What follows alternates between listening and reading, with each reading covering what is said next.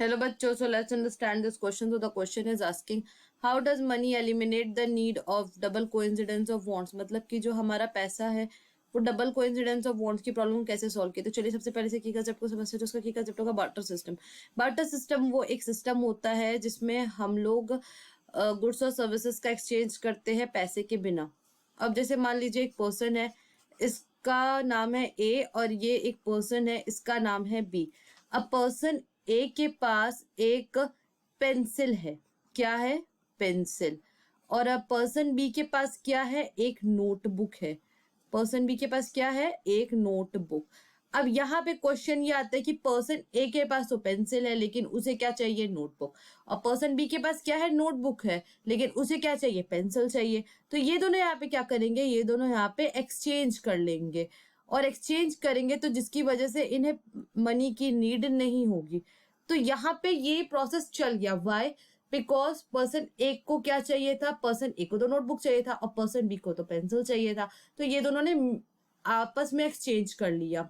लेकिन अगर मान लीजिए कि पर्सन ए के पास हमारा पेंसिल है लेकिन पर्सन बी के पास नोटबुक ना होके मोबाइल फोन हुआ तो। और अगर पर्सन ए को तो हमारा नोटबुक की जरूरत है, उसके पास तो ऑलरेडी पेंसिल है, लेकिन पर्सन बी के पास तो इस बार नोटबुक नहीं मोबाइल है, तो वो एक्सचेंज कैसे करेगा। तो यही होती है डबल कोइंसिडेंस ऑफ वॉन्ट्स। मतलब कि ये एक सिचुएशन होती है जहां पे अगर दो पार्टी के पास डिजायरेबल गुड्स और सर्विसेज होगा तभी वहां पे एक्सचेंज पॉसिबल है। अगर पर्सन ए के पास पेंसिल है और पर्सन बी के पास मोबाइल है तो यहाँ पे एक्सचेंज हो ही नहीं सकता, क्योंकि पर्सन बी के पास मोबाइल है लेकिन उसे पेंसिल की जरूरत ही नहीं है। तो यहाँ पे कोई मतलब ही नहीं हो जाएगा डबल कोइंसिडेंस ऑफ वॉन्ट्स की। यही प्रॉब्लम को किससे सॉल्व किया, यही प्रॉब्लम को सॉल्व किया हमारे मनी ने। क्योंकि अब पर्सन ए को मान लीजिए उनके पास पेंसिल है और उन्हें नोटबुक की जरूरत है, तो वो दुकान वाले भैया के पास जाएंगे और वो बोलेंगे भैया भैया मुझे एक नोटबुक की जरूरत है। तो नोटबुक की कीमत मान लीजिए हो गई 30 रुपए।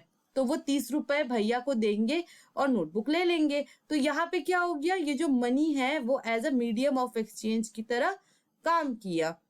तो हम यहाँ पे मनी को यूज कर सकते हैं गुड्स और सर्विसेज को एक्सचेंज करने के लिए। ये डबल कोइंसिडेंस ऑफ वॉन्ट्स की प्रॉब्लम को सॉल्व किया। So I hope this question has been clear to you. Thank you and best of luck.